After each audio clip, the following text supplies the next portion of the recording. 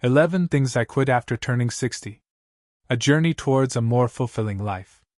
As we journey through life, particularly after reaching significant milestones like the age of 60, it becomes increasingly clear that our time is precious, and how we choose to spend it can greatly influence our happiness, health, and overall well-being. For many, this period marks a time of reflection, reassessment, and intentional change. The habits, commitments, and priorities we held dear in our younger years may no longer serve us in this new phase of life. In fact, for many older adults, letting go of certain things can lead to a deeper sense of fulfillment and peace. Here are 11 profound and transformative things I quit after turning 60, and why doing so has enriched my life in ways I couldn't have imagined. 1. Quitting work for the sake of working. In our younger years, it's common to get swept up in the grind of working long hours, driven by the desire to climb the career ladder or secure financial stability. However, after turning 60, I realized that working purely for the sake of being busy or out of habit no longer served me.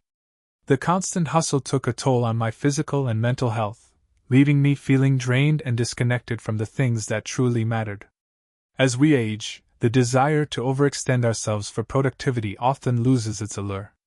The wisdom gained through years of experience teaches us that more hours of work does not necessarily mean more fulfillment or success. The endless pursuit of productivity, especially without a meaningful purpose, can easily erode the quality of life. Now I approach work with intention. I ask myself, why am I working these extra hours? What purpose does it serve? If the work isn't contributing to a meaningful goal or passion, I choose to step back. Time spent simply enjoying life, pursuing hobbies, or spending quality moments with loved ones is far more valuable than endless hours behind a desk. This shift has brought a renewed sense of balance and fulfillment into my life. I no longer chase financial gain at the expense of personal well-being. Moreover, I have embraced the idea that true wealth in our later years is not measured by our bank accounts, but by the richness of our experiences, the depth of our relationships, and the peace we find within ourselves. 2. Quitting mindless spending. In our consumer-driven society, it's easy to fall into the trap of spending money on things we don't really need. For years, I bought items out of habit, or because I thought they would bring me happiness. But as I've aged, I've realized that material possessions rarely offer lasting fulfillment. Mindless spending often stems from the desire to fill an emotional void or keep up with societal expectations. We buy things to make ourselves feel better, only to realize that the satisfaction is fleeting. Now, I spend mindfully. I only purchase things that truly add value to my life or bring me genuine joy, whether it's an experience that enriches my soul or a product that improves my quality of life. This shift has not only helped me save financially but has also made me more aware of what truly matters. 3. Quitting stressing over the small stuff. Life is too short to spend it worrying about things that ultimately don't matter. In my younger days, I would get worked up over minor inconveniences, traffic jams, disagreements with colleagues, or even something as trivial as a missed appointment. As I entered my 60s, I realized that many of the things I had once stressed over were insignificant in the grand scheme of life. I began to ask myself, will this matter a year from now? If the answer was no, I let it go. Worrying about things outside of my control only drained my energy and robbed me of the joy of the present moment. Now I've learned to let go. I focus on what I can control and accept what I cannot. This mindset shift has been liberating, allowing me to approach life's challenges with a calmer, more grounded perspective. 4. Quitting neglecting self-care. For much of my life, self-care felt like a luxury rather than a necessity. I prioritized work, family, and other responsibilities over my own well-being. I thought that by constantly giving to others, I was doing the right thing. But over time, I realized that neglecting my own needs left me feeling drained and unfulfilled. Turning 60 was a wake-up call. I began to understand that self-care is not selfish, it's essential. It's about nurturing my mind, body, and spirit so I can show up as my best self in all areas of life. I started by making small changes. First, I prioritized sleep. I created a bedtime routine that allowed me to wind down and get quality rest. Next, I focused on nutrition. I became more mindful of what I ate, choosing foods that fueled my body rather than drained it. Exercise also became a cornerstone of my routine, not as a chore, but as a way to celebrate what my body can do. Mental and emotional self-care were equally important. I discovered the power of meditation and mindfulness, which helped me stay present and reduce stress. Journaling became a way to process my thoughts and emotions, giving me clarity and perspective. Most importantly, I learned to set boundaries. I stopped overcommitting and started saying no to things that didn't serve me. This allowed me to create space for the things that truly bring me joy, spending time in nature, connecting with loved ones, and pursuing hobbies that light me up. By prioritizing self-care, I found a renewed sense of energy and purpose. I realized that when I take care of myself, I can give more fully to others. Self-care isn't about indulgence, it's about sustainability. It's about honoring myself and recognizing that I am worthy of care and attention. Self-care, for me, is now a non-negotiable part of life. It's a daily commitment to showing up for myself so that I can continue to show up for the people and things I love. 5. Quitting overcommitting to others. For many years, I had a tendency to overcommit to others. I said yes to invitations, events, and favors even when I didn't truly want to, driven by a fear of disappointing people or not meeting others' expectations. I constantly tried to be the reliable friend, family member, or colleague, always putting others' needs ahead of my own. While this was often motivated by good intentions, I eventually realized that it came at the cost of my own well-being. After turning 60, I learned the importance of saying no, something that had previously felt difficult for me.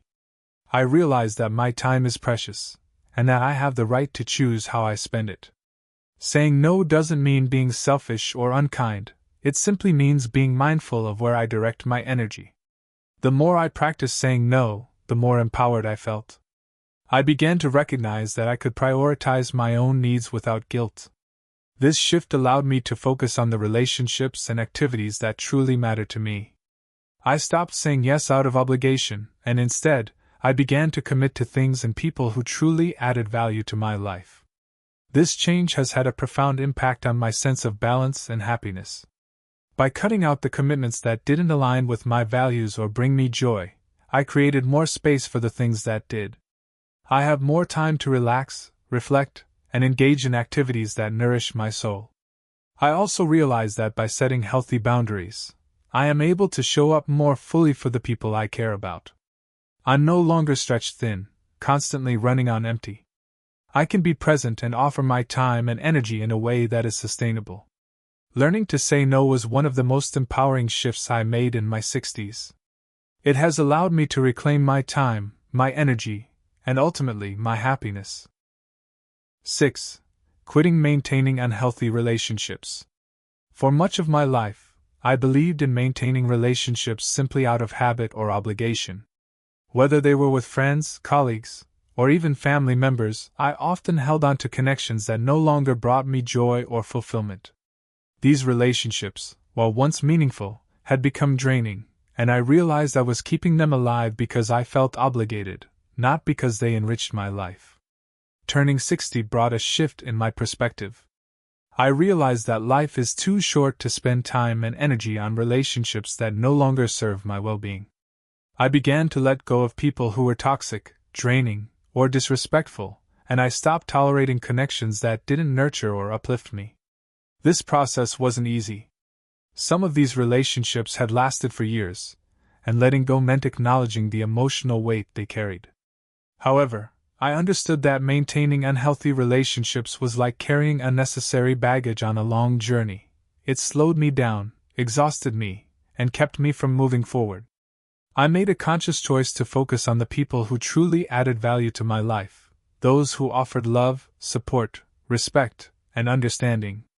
I began to nurture the relationships that brought me joy, peace, and a sense of belonging. Letting go of unhealthy relationships has been freeing. It's allowed me to surround myself with people who genuinely care for me and uplift me.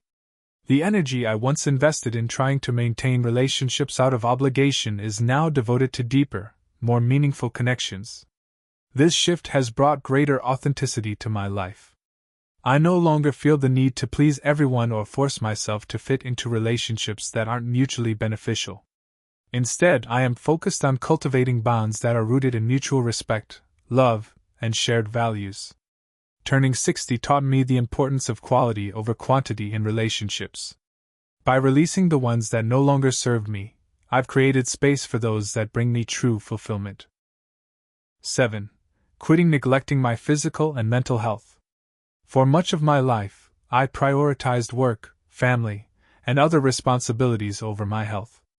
Like many people, I convinced myself that I would focus on my well-being later, when things slowed down or when I had more time. But turning 60 made me realize that later had arrived, and neglecting my health was no longer an option. The phrase, "health is wealth," may sound cliché, but it holds undeniable truth, especially as we age. Good health is the foundation of a fulfilling life. Without it, even the simplest joys can be out of reach. I had spent too many years focusing on everything except my own health, but now I understood that taking care of my physical and mental well-being was essential for truly enjoying life. I started by incorporating regular exercise into my routine. Something as simple as daily morning walks has become a ritual that keeps me physically active and mentally clear. Walking outdoors gives me the chance to connect with nature, clear my mind, and reflect on my life. It also combats the natural decline in muscle mass and mobility that comes with age. Beyond physical health, I realized the importance of mental well-being. I began to practice mindfulness, meditation, and gratitude regularly. These practices have become vital in managing stress, staying present, and appreciating the beauty of everyday life. By nurturing my mind as well as my body, I've been able to find greater peace and emotional balance. Prioritizing my health has given me the energy and vitality to live fully. I no longer feel drained or sluggish, and I've noticed a marked improvement in my mood, cognitive function, and overall quality of life. At 60, I learned that health isn't something to take for granted. It's a precious gift, and by taking care of it, I've opened the door to a vibrant, fulfilling life. This shift has been one of the most important changes I've made, and it's allowed me to fully embrace the opportunities that each new day brings. 8. Quitting procrastination on personal goals.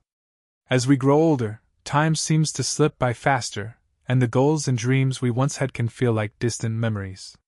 For many years, I kept postponing personal projects or adventures, telling myself that I'd have more time later.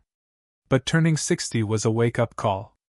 I realized that waiting for the perfect moment could mean waiting forever, and that moment was now. I stopped procrastinating and began taking action on the things I'd always wanted to do. Whether it was learning a new skill, traveling to a new place, or finally finishing a long-forgotten project, I committed myself to making the most of the time I had left. I no longer allowed myself to be paralyzed by the thought of finding the perfect time or the perfect conditions.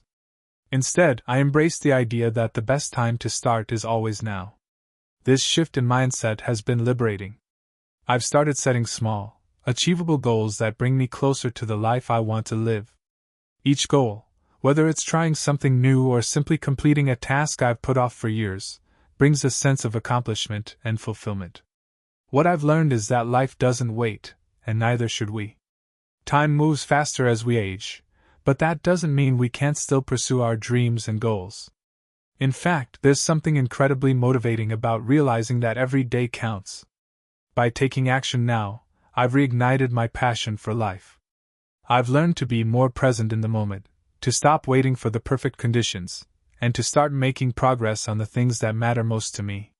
This shift has brought new energy into my life and has reminded me that it's never too late to pursue what you truly desire.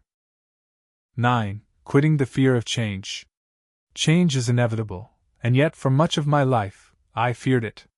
I clung to the familiar, even when it no longer served me, simply because stepping into the unknown felt too risky. I avoided change in my health, relationships, career, and even in my personal growth, fearing the discomfort that came with it.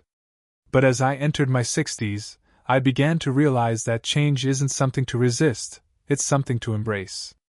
Life is full of transitions, and each one offers an opportunity for growth and new experiences. I started to view change as an adventure, an invitation to evolve, learn, and adapt. Whether it was adjusting to changes in my health, relationships, or the circumstances around me, I learned to face them with curiosity rather than dread. Embracing change has been incredibly freeing. It's allowed me to shed old beliefs and habits that no longer served me, and to welcome new possibilities with open arms. I no longer fear what's to come because I now understand that change is a natural part of life. As I embraced change, I discovered a renewed sense of excitement. It's like embarking on a new journey that offers fresh perspectives and opportunities one never anticipated. Change isn't something to fight against, it's an opportunity to grow, evolve, and experience life in a new way. At this stage in life, I've learned that change is nothing to fear. Instead, I now welcome it, knowing that it's an essential part of my personal evolution. It's helped me feel more alive, more adaptable, and more open to the possibilities that each day brings. 10. Quitting irregular sleep patterns. In my younger years, I took sleep for granted. I would often sacrifice rest for work, socializing, or late-night TV marathons. I never truly understood the importance of sleep until I reached my 60s. At that point, I realized that poor sleep wasn't just affecting my physical health, but also my mood, my productivity, and my overall well-being. As we age, the importance of sleep becomes even more apparent. Sleep is the time when our bodies repair and rejuvenate, and without adequate rest, we simply cannot function at our best. I learned the hard way that neglecting sleep over the years had an impact I couldn't ignore any longer. Now I've made it a priority to establish a regular sleep routine. I aim to go to bed early and wake up refreshed, ready to take on the day. Quality sleep has become a cornerstone of my self-care routine, and the difference it has made is profound. Since prioritizing sleep, I've noticed a significant improvement in my cognitive function, mood, and overall quality of life. I no longer wake up groggy or irritable, but instead start my days with energy and clarity.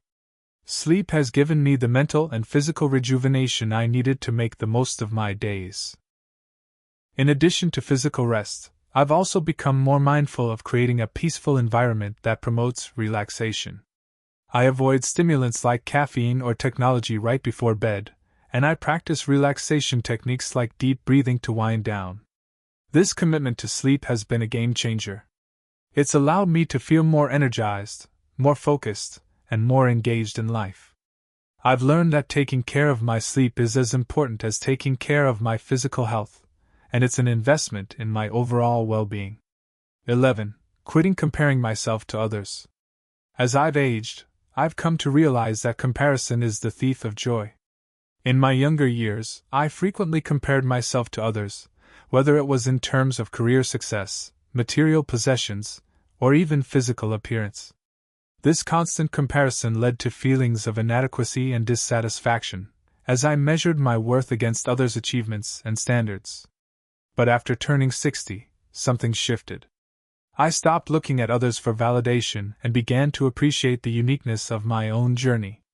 I realized that everyone's path is different, and there's no single measure of success or happiness.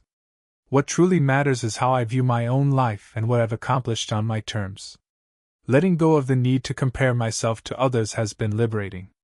It has allowed me to appreciate my life for what it is, rather than what I thought it should be based on someone else's accomplishments or lifestyle.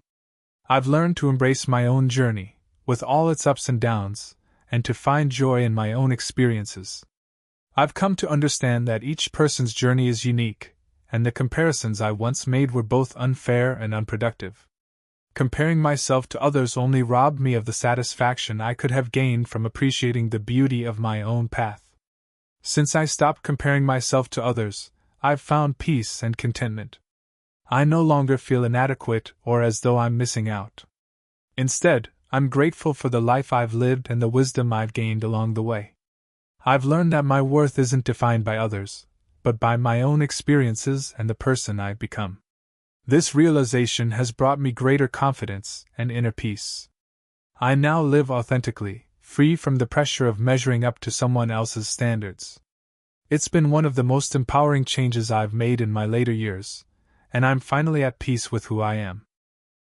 The reality of disrespect as you age. As we grow older, we gain a lifetime of experience, wisdom, and resilience. But let's face it, there will always be people who fail to show us the respect we've earned. Whether it's a dismissive attitude, an unkind remark, or being ignored altogether, disrespect can sting at any age. However, it's especially frustrating later in life when you think people would understand the value of respecting their elders. In this guide, I'll walk you through 7 ways to handle people who don't respect you, strategies that are both empowering and effective. Whether you're dealing with a pushy relative, an impatient stranger, or even someone you thought was a friend, these tips will help you navigate those moments with grace and confidence. If you enjoy this video, give it a thumbs up, don't forget to subscribe, and turn on notifications so you never miss an update. 1. Embrace the silent stare. There's an undeniable power in silence, a quiet strength that speaks louder than words ever could. The silent stare isn't just a reaction, it's a statement. It's an act of unshakable self-respect that says, "I see you, but your words don't define me." When faced with someone who interrupts, dismisses, or undermines you, the urge to respond can feel instinctual. We want to defend ourselves, prove our worth, and remind them of the respect we've earned. But sometimes, the most effective thing you can do is say absolutely nothing and let your gaze do the talking. When you hold a steady, calm stare, unflinching and unbothered, it changes the entire dynamic. In that moment, you're not just looking at them, you're confronting their behavior without uttering a single word. This isn't about intimidation, it's about presence.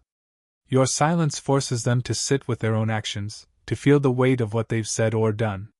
Most people who disrespect others thrive on reactions, anger, frustration, or defensiveness.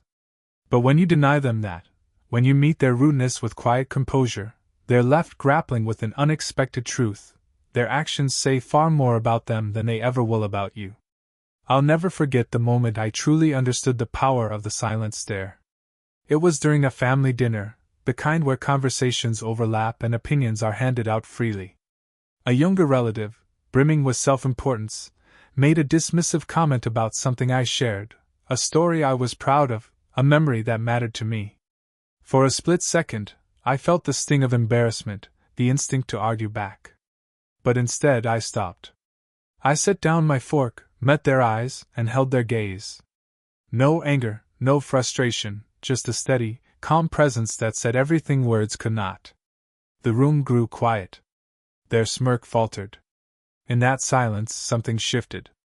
They realized they'd gone too far, that their words had landed in a space where they weren't welcome.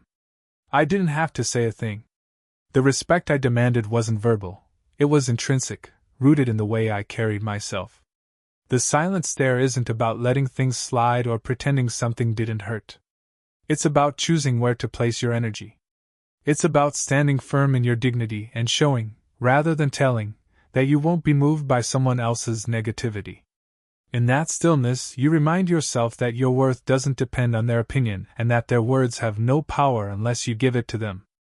The older we grow, the more we realize how precious our time and peace are. We've lived long enough to know that not every battle is worth fighting and not every comment deserves a reply. The silent stare honors that wisdom. It's not about winning an argument or proving a point, it's about showing up as your fullest self, strong, composed, and unapologetically unbothered.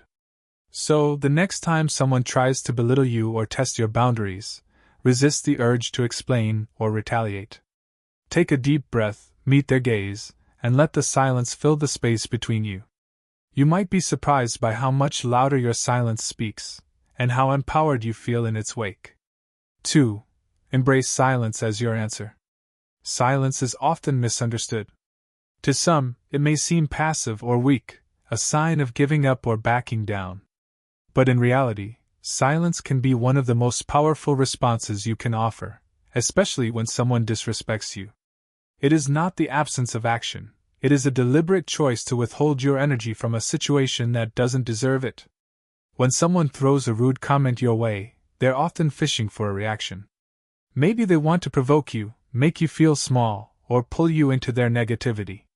By staying silent, you deny them that satisfaction. You let their words linger in the air unacknowledged until they lose their weight and fall flat.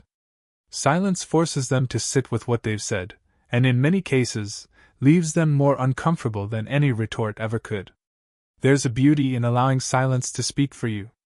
It says, "I won't dignify this with a response." It tells the other person that their words don't hold enough value to disrupt your peace. For yourself, it's a reminder of your own power, proof that you don't need to explain, defend, or engage to remain in control. I remember once standing in line at a pharmacy when a younger person behind me grew impatient.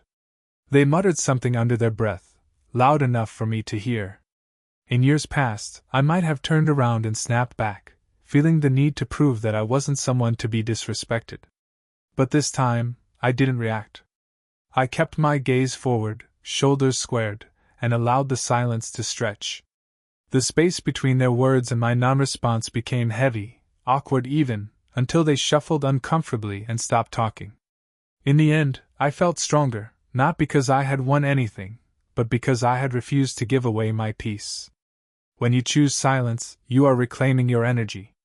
You are deciding that not every word spoken to you requires a reply, and not every battle is worth fighting. This doesn't mean you're weak or afraid to stand up for yourself. On the contrary, it shows an inner strength, a calm assurance that you don't need to meet negativity on its level. By embracing silence, you protect your dignity, your peace, and your time. And those are treasures too precious to waste. 3. Stop explaining your choices. One of the most exhausting habits we can fall into is over-explaining ourselves. We feel the need to justify every decision, as though our choices require the approval of others. But here's a truth that becomes clearer with age. You don't owe anyone an explanation for how you choose to live your life. When you decide to do something, whether it's as small as saying no to an invitation or as significant as making a life-changing decision, there will always be people who question you. They'll ask why, push for details, or even challenge your reasoning. Often, their curiosity isn't genuine. Instead, it's a thinly veiled attempt to judge or undermine your confidence. Yet, the instinct to explain can feel automatic. We want people to understand, to see things from our perspective. But the reality is, their understanding isn't necessary for your choices to be valid. There's an incredible freedom that comes from letting go of this need to explain. It's the freedom to stand firm in your decisions, knowing that they are enough simply because they are yours. Whether someone agrees or not, whether they understand or not doesn't matter. What matters is that you've made the choice that feels right for you. I learned this lesson the hard way when I decided to stop hosting large family gatherings.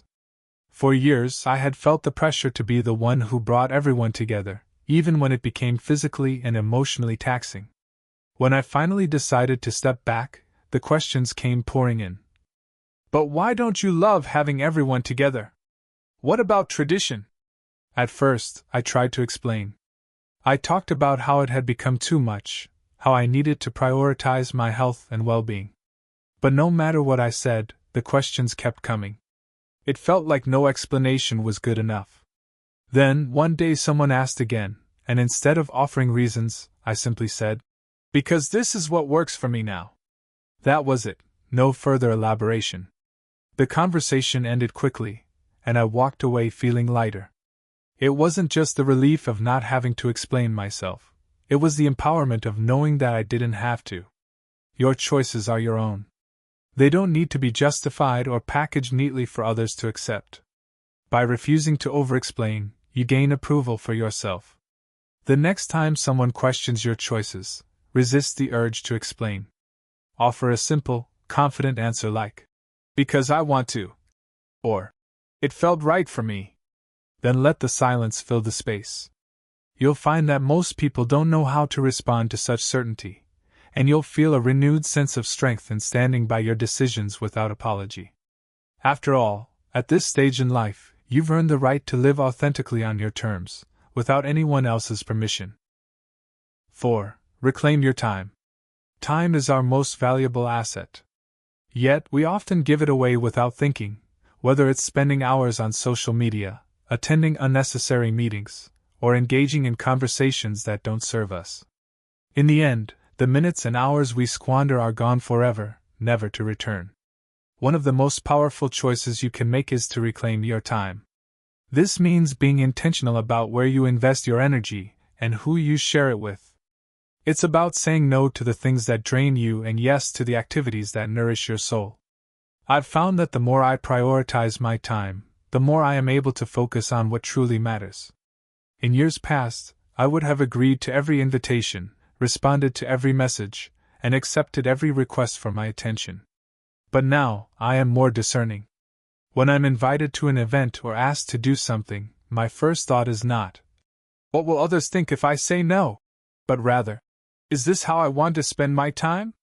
It's a simple but powerful shift. We often get caught in the trap of people-pleasing, believing that we need to be everything to everyone. But the truth is, if you don't protect your time, no one else will. I remember one period in my life when I was constantly juggling multiple commitments. I worked late into the night, attended social events I wasn't interested in, and said yes to projects that didn't align with my goals. At the end of it all, I felt burned out and disconnected from what truly mattered to me. The turning point came when I decided to reclaim my time. I started saying no without guilt, cutting back on non-essential commitments, and carving out time for activities that made me feel fulfilled, whether it was spending quiet time with loved ones, reading a book, or pursuing a passion project. The result? I became more productive, more at peace with my choices, and more connected to my purpose. Reclaiming your time also means choosing how you spend your time in moments of stillness.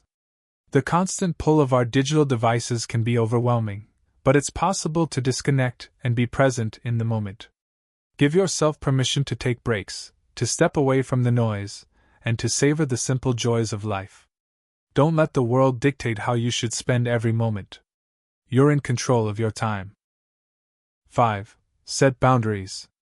As we grow older, we become more attuned to the importance of boundaries. These boundaries aren't just about protecting our physical space, but also our emotional and mental well-being. Setting clear boundaries allows us to safeguard our energy and ensures we are surrounded by people who respect us. Many of us have spent years, if not decades, compromising our boundaries to keep the peace or to avoid conflict. But as we age, we realize that respecting our own limits is not selfish, it's necessary. When someone oversteps a boundary, whether it's asking for more time or energy than we're willing to give, making inappropriate comments, or imposing their values onto us, it's important to recognize it and take action. Setting boundaries is about clearly communicating what is acceptable and what is not. It may feel uncomfortable at first, especially if you've been used to accommodating others. But the truth is, boundaries are a form of self-respect. They are essential to maintaining healthy relationships and personal well-being. I remember a time when a close friend repeatedly made comments that felt intrusive. They would ask about personal aspects of my life that I wasn't ready to share or make suggestions about how I should live. At first, I shrugged it off, hoping they would get the hint. But over time, I realized that my silence wasn't enough to communicate my discomfort. So, I gently but firmly told them, "I appreciate your concern, but that's not something I'm comfortable discussing." It was a small but significant act of asserting my boundary, and it changed the dynamic of our relationship. The response was positive. They respected my wishes, and I felt a sense of relief knowing I had communicated my limits. Setting boundaries isn't always easy, but it is incredibly empowering. Boundaries are not about keeping people out. They are about protecting your peace and maintaining a sense of self. Whether it's with family, friends, or colleagues, it's crucial to know where you stand and to communicate your needs clearly and confidently. 6. Choose your battles wisely. As we grow older, we develop a deeper understanding of the importance of choosing our battles. Not every disrespectful comment or action needs to be confronted. In fact, many of us find that the more we engage in battles, the more energy we waste on things that don't truly matter. When we're younger, we might feel the need to defend ourselves or challenge every slight. But as time passes, we start to realize that our energy is limited and precious. There's wisdom in knowing that some things aren't worth fighting for. Choosing your battles wisely doesn't mean letting disrespect slide or tolerating behavior that is hurtful. It means evaluating whether a response will truly make a difference, or if it will only escalate the situation. I remember a time when a colleague made a snide comment about my work. In the past, I might have spent hours crafting a detailed response, proving them wrong. But instead, I paused and asked myself, will this argument change anything? The answer was no. Their opinion didn't affect my work, and engaging in the confrontation would have only drained my energy. Instead of reacting, I smiled and continued with my task. Later, I reflected on how liberating it felt to choose peace over conflict. By selectively choosing what to address, you preserve your emotional resources and prevent yourself from becoming overwhelmed by negativity. You don't need to fight every battle because, ultimately, it's about protecting your peace, not winning every argument. The older we get, the more we realize that not every fight is worth our time. Focus your energy on what truly matters, and let the smaller slights pass by unnoticed. 7. Surround yourself with positive people. As we grow older, we become more aware of the impact that the people around us have on our lives. The energy of the people we choose to spend time with can either lift us up or drain us. Respectful, supportive relationships are key to maintaining our well-being. Over the years, you might find that certain individuals have not contributed positively to your life. It's essential to recognize these relationships and take steps to either improve them or distance yourself from them altogether. Spending time with people who genuinely respect you and value your company enhances your sense of self-worth. These relationships offer encouragement, positivity, and mutual respect. On the other hand, people who repeatedly disrespect you can erode your confidence and joy. I learned this lesson years ago when I realized that a close friend had consistently been undermining my achievements and making hurtful comments. At first, I ignored it, hoping things would improve. But over time, I noticed that I felt more exhausted and less confident after spending time with them. One day, I decided to have a conversation about how their behavior was affecting me. Unfortunately, they didn't take it well, and the relationship didn't improve. It was a hard decision, but I eventually distanced myself from them. The relief was immediate.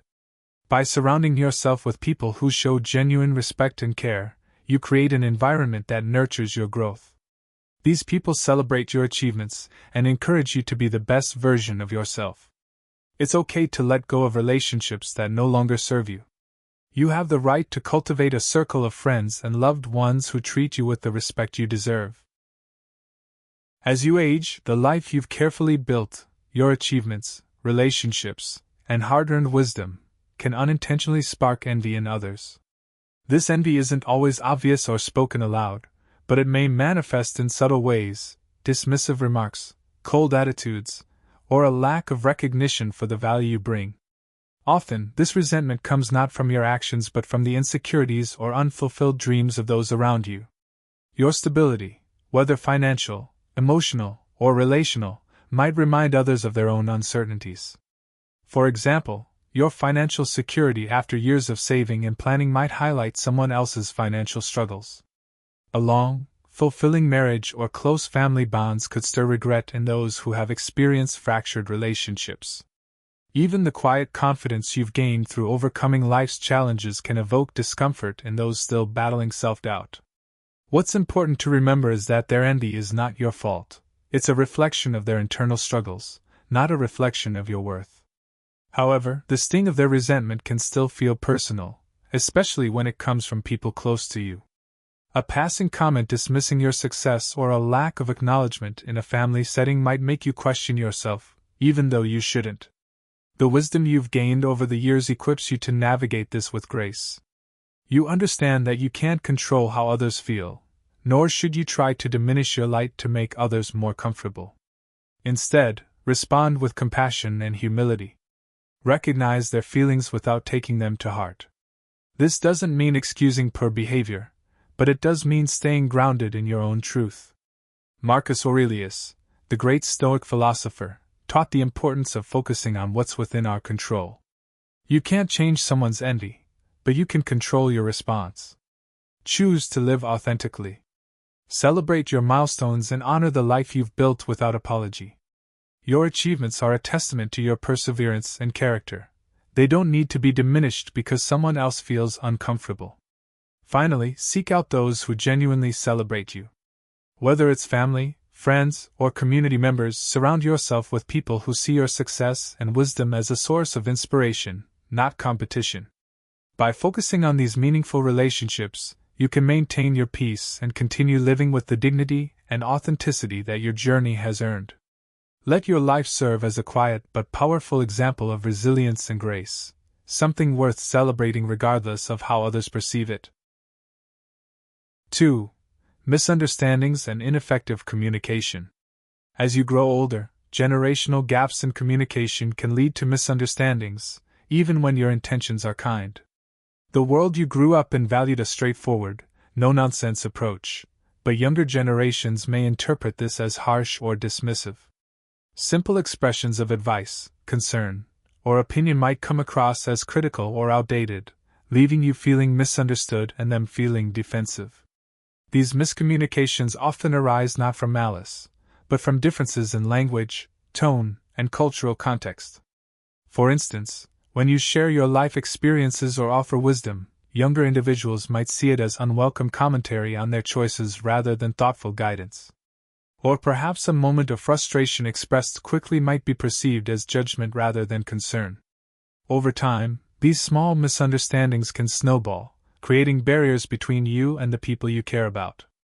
They may begin to avoid deeper conversations, assuming you won't understand their perspective, or worse, believing you're unwilling to try. This emotional distance can feel isolating, leaving you wondering where the disconnect began. The key to overcoming these misunderstandings lies in active listening and empathy. Make a conscious effort to approach conversations with curiosity, asking questions instead of offering unsolicited advice. A phrase like, "Tell me more about how you see it," can open doors to better understanding and show that you value their perspective, even if it differs from your own. Similarly, if your words are misunderstood, take a moment to clarify. "That wasn't what I meant. Let me explain." At the same time, don't be afraid to express your feelings when you feel overlooked or misinterpreted. Calmly explaining how you see things can bridge the gap and foster mutual respect. Recognize that these conversations are opportunities to connect, not battles to win. By prioritizing understanding over being understood, you can soften tensions and build stronger relationships across generations. While not every miscommunication will be resolved, your efforts to adapt and connect will leave a lasting impression, reminding others of your willingness to grow alongside them, even in your later years. 3. Differences in fundamental values and beliefs. As the years pass, your values and beliefs become deeply ingrained, shaped by decades of life experiences. These values, whether about work, family, faith, or societal roles, are part of who you are. But in today's rapidly changing world, younger generations may hold very different beliefs, and these differences can create tension and even resentment.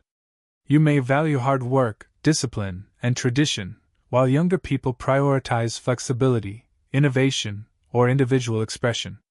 A conversation about work ethic, for instance, might lead to frustration when they view your commitment to structure as rigid, while you see their approach as impractical or uncommitted. Similarly, views on parenting, marriage, or social issues might clash, leaving both sides feeling judged or misunderstood. These differences are particularly pronounced in an era of rapid societal change.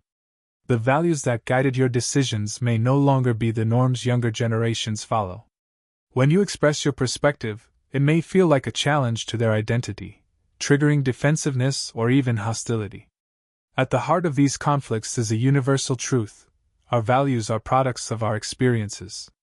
You see the world through the lens of your lifetime, just as they see it through theirs. Understanding this doesn't mean abandoning your beliefs but recognizing that their differences don't diminish your own. One way to navigate these tensions is to approach conversations with curiosity rather than judgment. Instead of debating who is right, try asking why they see things as they do. This doesn't mean you have to agree, but showing interest in their perspective can foster mutual respect. Likewise, sharing the stories and experiences that shaped your values can help them see where you're coming from. Remember, you don't have to resolve every difference. Some beliefs may remain fundamentally opposed, and that's okay. Focus instead on finding common ground where you can, whether it's a shared love for family, a commitment to kindness, or a desire for a better future. These points of connection can bridge even the widest divides. By embracing openness and respect, you honor your values while creating space for others to honor theirs.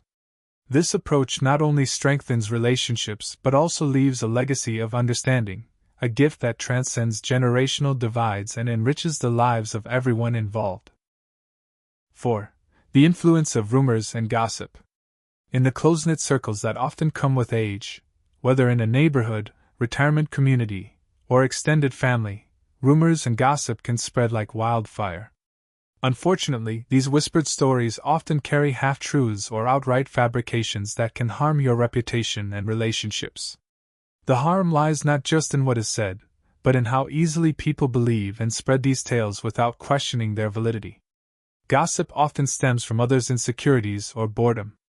When people don't have much happening in their own lives, they sometimes focus on others, twisting facts to create drama or to feel a sense of importance. In your case, the gossip might revolve around your past choices, financial status, or even the relationships you hold dear.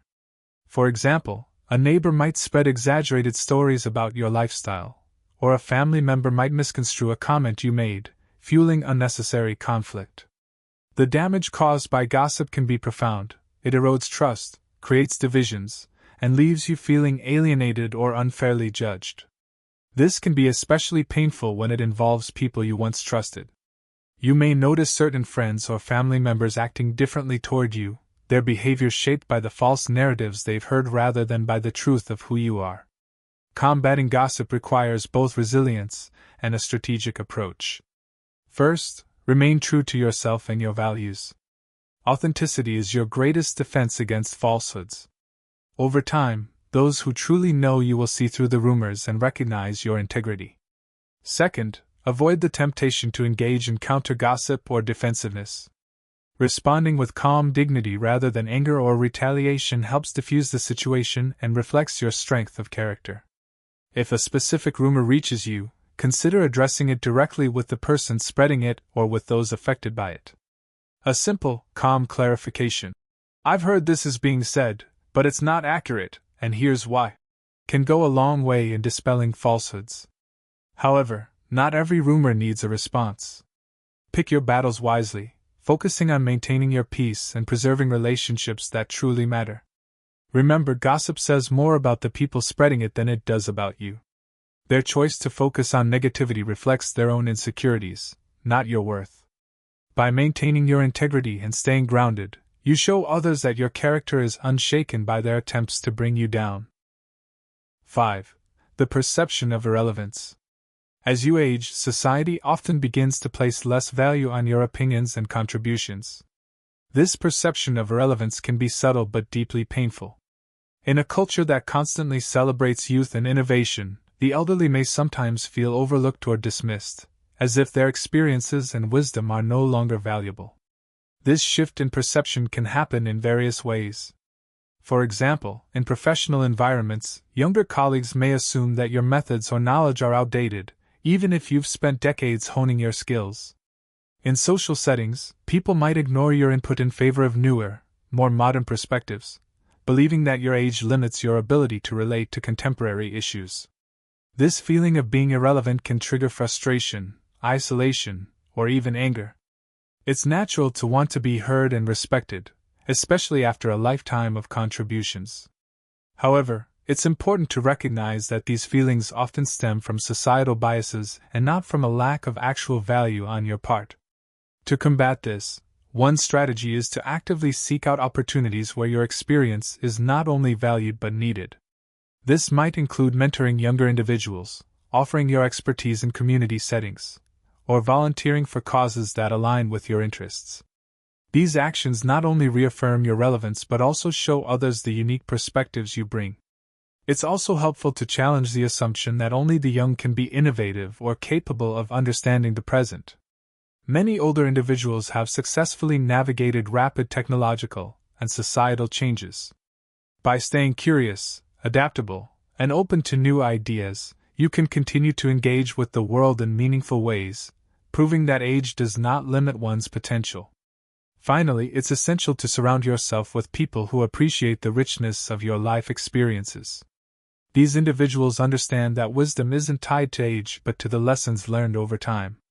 By cultivating relationships with those who value you for who you are and not just what you can offer, you can ensure that your relevance remains intact. 6. Fear of losing independence. As we age, one of the most common fears is the loss of independence. This fear can affect how others perceive you, particularly if they feel that you are becoming more dependent on them or others around you. For some, the idea of needing help, whether it's physical assistance or emotional support, can make others uncomfortable, and this discomfort can sometimes translate into negative feelings. For example, your loved ones may begin to feel burdened by your needs, or they might subtly distance themselves to avoid dealing with the reality of aging. On the other hand, you may feel that those around you are treating you as if you are no longer capable of making decisions, which can feel demeaning. This situation can be especially challenging if you are not yet ready to accept help or if you are actively trying to maintain your autonomy. While the intention behind offering help is often genuine, the way it is presented can sometimes trigger feelings of resentment, both on your part and on theirs. You might interpret their actions as a sign of them doubting your capabilities, while they might feel overwhelmed by the responsibility of looking out for you.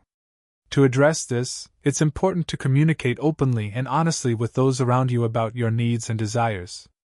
Let them know how you want to maintain your independence and what areas you are still capable of handling on your own. This can help set boundaries and prevent unnecessary tensions. Additionally, consider finding ways to remain active and engaged in your community or social circles.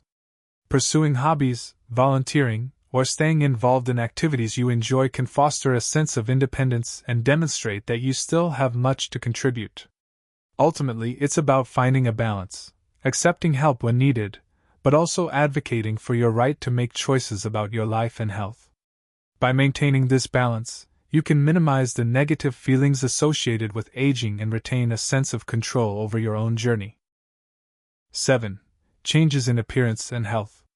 As we age, changes in our appearance and health can be particularly difficult to navigate, both for ourselves and for those around us. The physical signs of aging, such as wrinkles, gray hair, or a decline in mobility, can lead to self-consciousness and feelings of insecurity.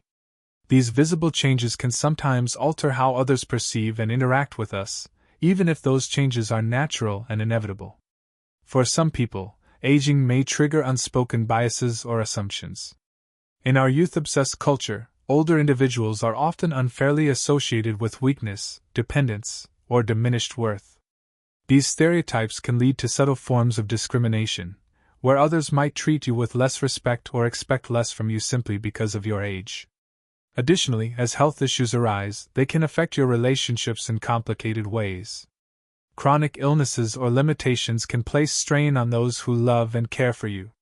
Family members or friends may feel frustrated or helpless when they can't fix your condition or when they become overwhelmed by caregiving duties. In some cases, they might withdraw emotionally, not out of malice, but out of their own discomfort with the situation. These changes in appearance and health can also affect how you view yourself. It's easy to fall into the trap of feeling less than or invisible when society tends to celebrate youth and beauty. If your outward appearance doesn't match the vibrant image you have of yourself, it can feel alienating, both internally and externally. The key to navigating this phase is embracing self-compassion and adjusting your perspective. While physical changes are unavoidable, they don't define your worth. Instead of focusing on what's changing, try to shift your attention to the things that are unchanging: your wisdom, your relationships, and your experiences. It's also important to have open and honest conversations with those around you about how you feel. If you're dealing with health issues, talking about your limitations and needs can prevent misunderstandings. Similarly, remind others that you still have value, regardless of how you look or how your health may change. By addressing these concerns head-on, You can alleviate some of the unspoken tensions and help others understand how they can best support you. 8. Dependence on others. As we grow older, there may come a time when we require more help from others. This shift from independence to reliance on others for daily tasks, whether due to health concerns, physical limitations, or simply the challenges of aging, can create complex dynamics in relationships. For many people, maintaining their independence is a vital part of their identity. The thought of needing assistance, whether it's help with chores, medical care, or just managing daily activities, can be difficult to accept. At the same time, it can also put a strain on the people around you, particularly family members, who may feel the weight of the responsibility. Some people might struggle with the burden of caregiving, feeling frustrated by the role reversal or the extra effort required to assist you. While many will do so out of love and duty, others may experience resentment, especially if they feel overwhelmed or if the situation goes on for an extended period of time. This can lead to tension and strained relationships, even if there's no ill intent on either side. On the other hand, some may feel a sense of pride or satisfaction in caring for you, but the dynamics can still shift. If you've been the one to care for others throughout your life, you might feel vulnerable or guilty in this new role of needing care. These feelings can sometimes be misinterpreted by others, who might think you're ungrateful or difficult, when in reality, you're simply adjusting to a new reality. It's important to recognize that needing help doesn't diminish your worth or autonomy. Everyone experiences times when they need support, whether it's emotional, physical, or logistical. Asking for help isn't a sign of weakness, but rather a step toward fostering deeper connections and allowing others to demonstrate their care and compassion. Having open and honest discussions about your needs is essential. Set clear boundaries for what kind of help you're comfortable with, and be aware of the emotional impact your dependence may have on others. Be mindful of their feelings, and recognize when they might need assistance or respite in return. In the end, the process of leaning on others can strengthen your relationships, fostering mutual respect, trust, and empathy. By showing appreciation for the help you receive and finding ways to give back, you create an environment where support flows both ways, reducing any negative feelings of resentment or discomfort. 9. Fear of mortality. As you age, the awareness of mortality becomes more present. Not just your own, but also that of others around you. This fear of the inevitable can subtly influence the way people interact with you, even if they don't express it directly. Many people are uncomfortable with the idea of aging and death, and being around someone who represents these inevitable facts of life can be unsettling for them. They may feel anxiety, sadness, or fear when they think about your aging process, and, as a result, they might distance themselves emotionally. They may subconsciously avoid talking about aging or death altogether, or even make light of the subject in a way that feels dismissive or insensitive. For some, the realization that time is limited can trigger a sense of urgency to achieve things or to fix relationships that they may have neglected. This can lead to resentment toward people who are aging, especially if they feel that you are reminding them of the passage of time. On the other hand, people may sometimes lash out in unintentional ways as a form of avoidance. Instead of confronting their feelings about aging, they may direct their discomfort toward you, possibly appearing dismissive or even uncaring. However, these negative emotions aren't really about you, they are a reflection of their own struggles with mortality, time, and life choices. Just as you might find comfort in the wisdom that comes with age, others may find it confronting or overwhelming, and this can cause them to distance themselves from the reality of your aging process. Understanding this dynamic can help you navigate these situations with compassion. It's important to remember that their reactions are often based on their own fears and insecurities rather than a reflection of your relationship with them. Instead of retreating or feeling hurt, try to approach these interactions with empathy, recognizing that they may need time to process their own feelings about aging and mortality. Additionally, being open about your own thoughts on aging and life's transient nature can help others see that these topics aren't taboo or frightening. Sharing your own acceptance of the aging process can offer them comfort, opening the door for more meaningful conversations about life, death, and everything in between. When you grow old, 3 types of neighbors to avoid, 3 types of relatives to keep your distance from. As we journey through life, we naturally become more selective about the relationships we nurture and the environments we place ourselves in.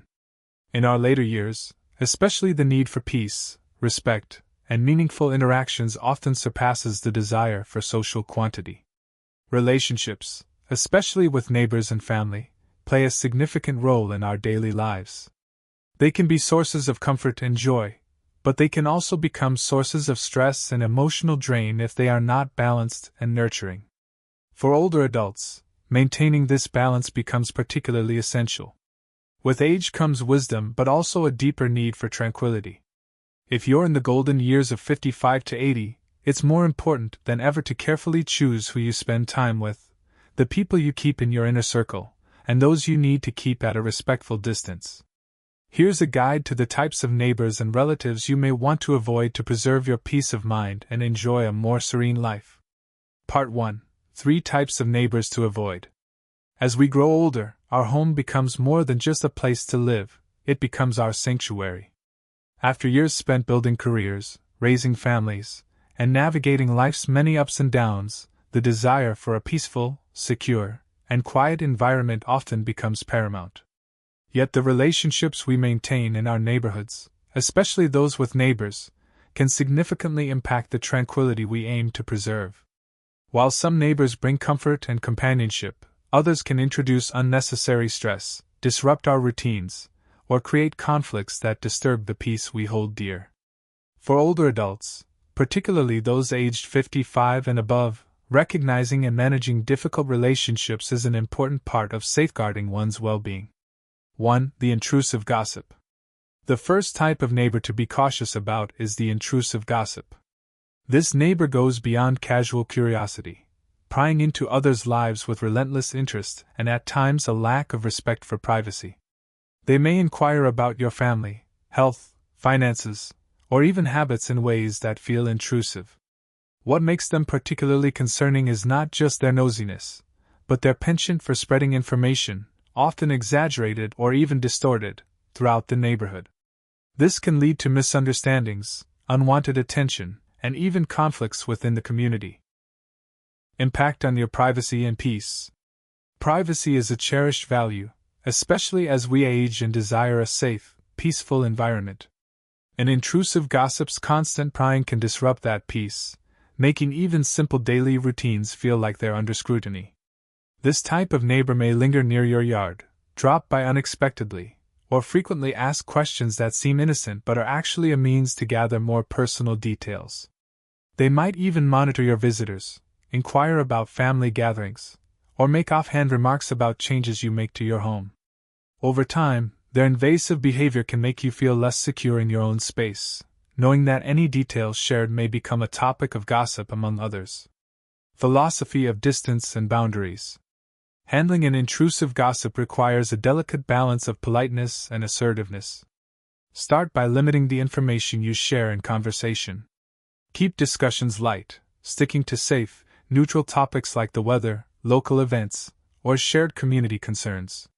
If they press for more details about your personal life, try responding with vague answers or gently changing the subject. Additionally, consider setting physical boundaries as well. If they tend to drop by unannounced, make it clear that you value privacy by politely excusing yourself. Remain friendly but firm, conveying that your boundaries are non-negotiable. Over time, the gossip may come to understand that your life isn't open for discussion, leading them to shift their focus elsewhere. Remember, preserving your peace doesn't mean shutting people out completely. It simply means prioritizing what you're willing to share and when. 2. The self-serving neighbor. Next is the self-serving neighbor, a type who views relationships primarily in terms of personal gain. This neighbor often appears friendly initially, giving the impression of warmth and sociability.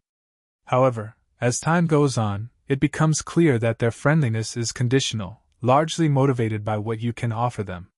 The self-serving neighbor is likely to ask for frequent favors, ranging from picking up their mail, watering their plants, or looking after their property, while rarely, if ever, offering anything in return. The requests may start small but can escalate over time, leaving you feeling used or even manipulated. Impact on your energy and well-being.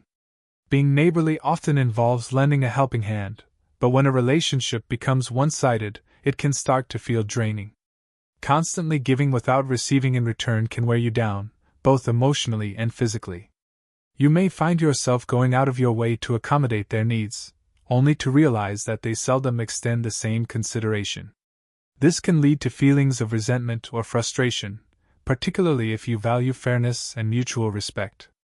For older adults who may have less physical energy, or who are managing their own responsibilities, the added burden of helping a self-serving neighbor can feel overwhelming. Philosophy of fairness and assertiveness. Navigating a relationship with a self-serving neighbor involves setting clear boundaries and managing expectations. If you notice that they only approach you when they need something, consider being less readily available for their requests. Politely decline when their demands become too frequent or unreasonable, and don't feel obligated to explain yourself in detail.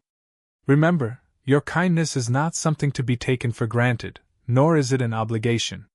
Expressing boundaries could be as simple as saying, "I'm not available to help this time," or suggesting alternative solutions that don't involve your direct assistance. By establishing these limits, you preserve your energy for relationships that are mutually supportive and respectful. The self-serving neighbor may eventually recognize that their requests are not an automatic yes, and either begin to reciprocate or seek assistance elsewhere. 3. The disruptive neighbor. The third type of neighbor to be mindful of is the disruptive neighbor.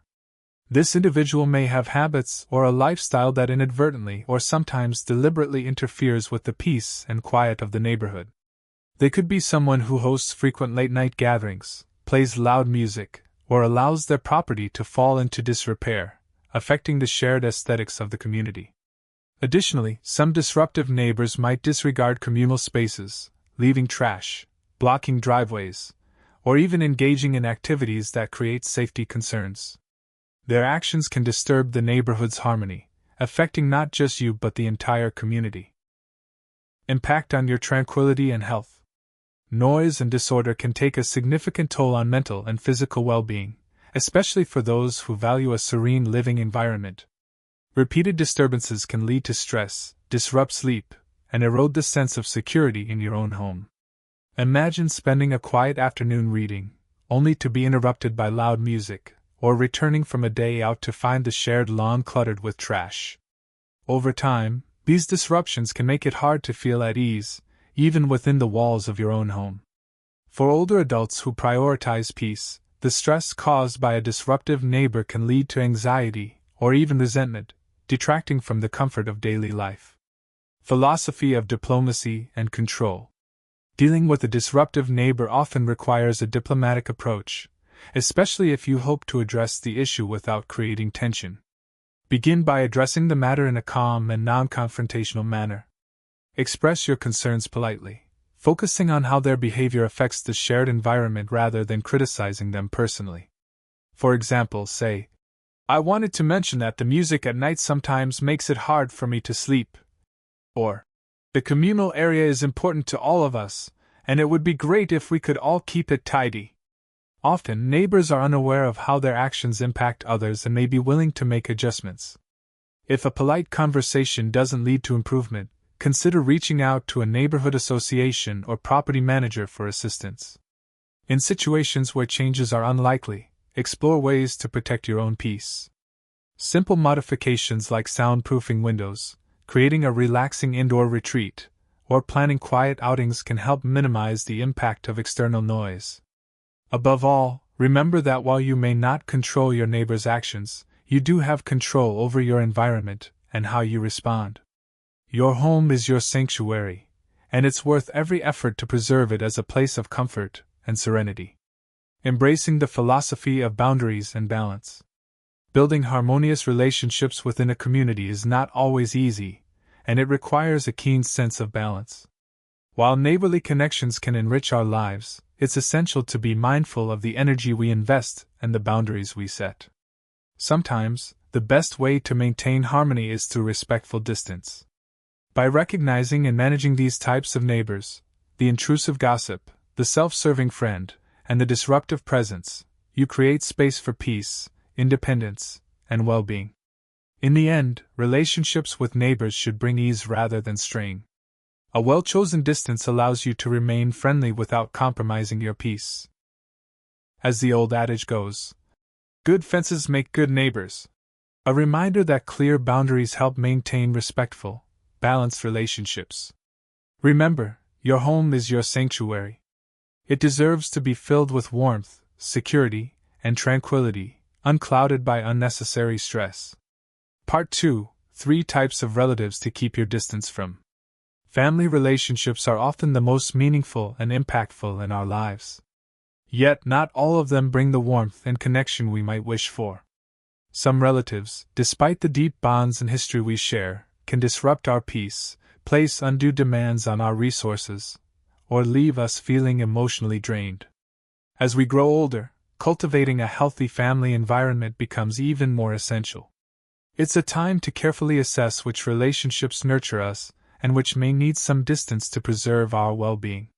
Here are 3 types of relatives who may require a mindful distance, along with insights on how to approach these relationships with a sense of self-respect and personal peace. 1. The borrower who doesn't repay. Financial interactions among family members can be challenging as they intertwine with expectations of trust and support. However, some relatives take advantage of this trust, borrowing money without a genuine intention to repay or showing little gratitude for the assistance. They may rely on the family bond as a reason for leniency, or use it as an excuse for not repaying, knowing that family members are often reluctant to demand repayment. This can create stress and tension, particularly for older adults who are mindful of financial stability and may be living on a fixed income. Impact on your trust and financial security. Money is a sensitive subject in any relationship, and when it's borrowed and not returned, it can strain even the strongest of bonds. The borrower who doesn't repay can cause you to feel betrayed or manipulated, especially if the debt is dismissed or excuses are consistently given. For those in retirement or relying on savings, every financial decision matters, and unpaid debts can impact one's sense of security and peace of mind. The psychological toll of this kind of relationship is just as significant as it may lead you to question the sincerity of the family bond itself. Philosophy of financial boundaries and caution. Setting financial boundaries within the family may feel uncomfortable at first, but it is a necessary step for preserving both relationships and financial security. Before lending money to a relative, consider their past behavior and whether they have shown a commitment to repayment with others. If you do decide to lend, approach it as a business-like arrangement with clear terms and expectations. It may also be helpful to consider alternative ways of supporting your relative that don't involve direct financial assistance, such as helping them access resources or budgeting advice. Protecting your finances is a measure of self-respect, and it also communicates to others that your kindness and support have limits. Choosing not to lend money doesn't mean you don't care. It simply shows that you're prioritizing the health of the relationship over the complications that money can bring. Impact on your resources and peace of mind. Continuously supporting a dependent relative can strain both financial resources and emotional energy.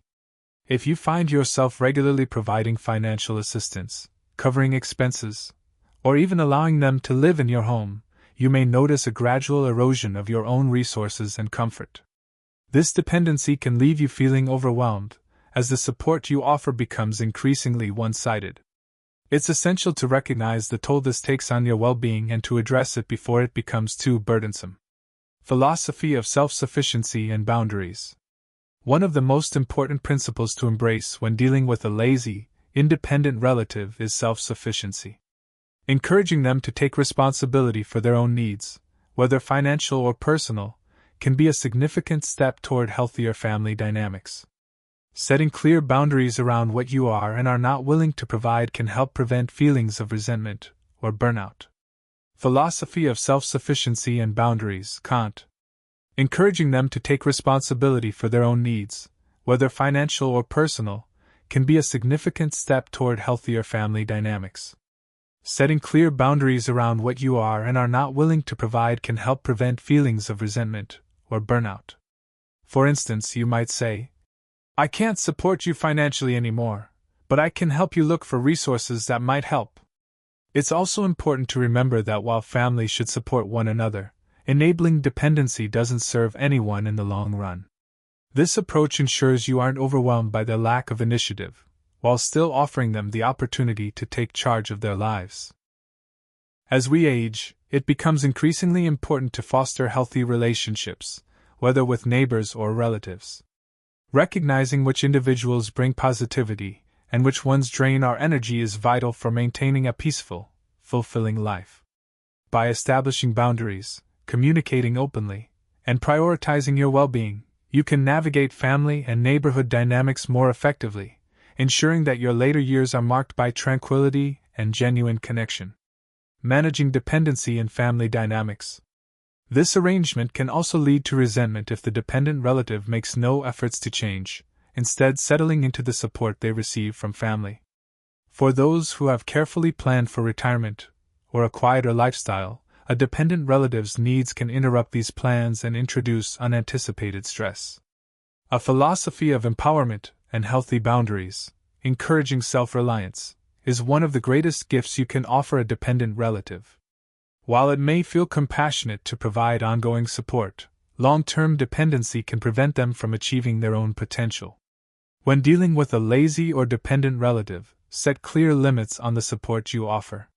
Explain that while you are willing to assist them during times of need, you also expect them to take proactive steps towards self-sufficiency. Offer guidance, job resources, or even assistance in finding community programs that can provide additional help, but make it clear that your support is temporary. Empowering your relative to become more self-reliant will help them build confidence and preserve your own resources and peace of mind. Establishing boundaries in this way allows you to focus on maintaining a balanced and fulfilling life, knowing you've provided help without enabling dependency. Embracing distance for healthier family dynamics. Maintaining harmony in family relationships doesn't always mean staying close to every family member. Sometimes, both emotional and physical distance is necessary to protect our own well-being. By being selective with the relatives we allow into our inner circle, we ensure that the relationships we cultivate bring positivity, warmth, and mutual support. When relationships are draining, unbalanced, or even damaging, it's not only acceptable but wise to create some distance. The principles of self-respect, healthy boundaries, and personal peace guide these choices, helping you to foster a family environment that uplifts and honors the unique needs of each individual. In doing so, you create space for family bonds that are supportive, balanced, and enriching, bringing a true sense of connection and fulfillment. Remember, your well-being is invaluable.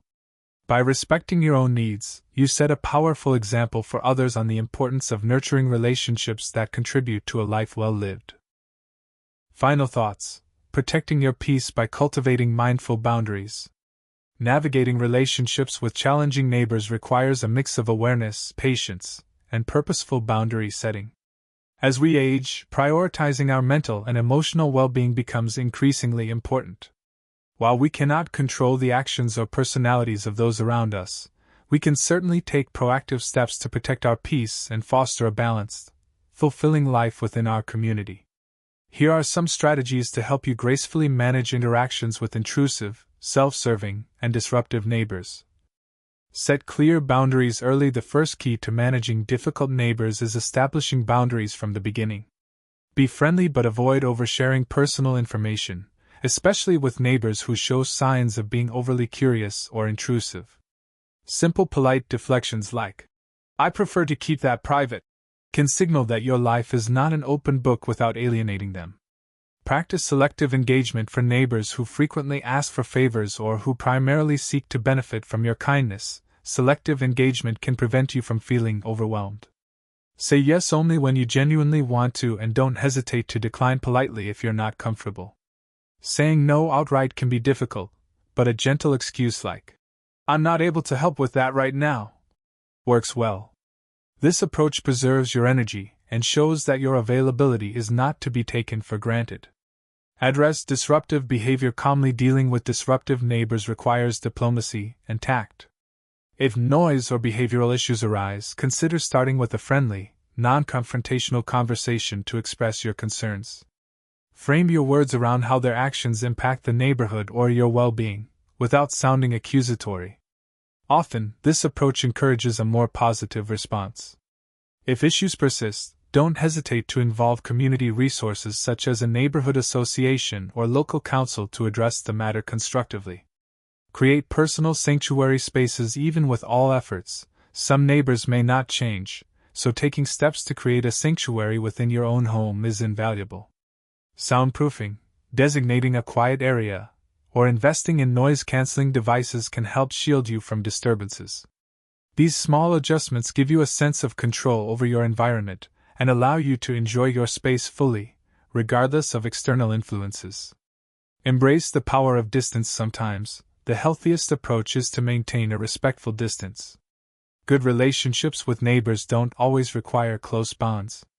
In many cases, cordial greetings and limited interaction are enough to foster a harmonious environment. By keeping a comfortable distance, you protect your peace and ensure that your interactions remain positive and lighthearted. Living in harmony with neighbors is both an art and a practice, especially in our later years when peace, tranquility, and emotional well-being take center stage. Embracing selective engagement, setting boundaries, and creating sanctuary spaces within your home are all essential steps in maintaining the life balance you deserve. Remember, while neighborhood dynamics may fluctuate, your commitment to self-care remains constant. The goal is not to sever connections but to shape them thoughtfully, ensuring that your environment remains a haven. As you move forward, each interaction is an opportunity to reinforce your values and prioritize your comfort. Surround yourself with those who respect your boundaries and contribute to a mutually supportive community. Ultimately, creating a peaceful life is about honoring your needs, choosing wisely, and allowing yourself the freedom to find joy and fulfillment in the sanctuary of your own space. These lessons are meant to inspire you to live fully and authentically. Reflection. Take a moment to reflect and share one thing you've learned and plan to apply in your own life. Let's support each other on this journey toward embracing these truths.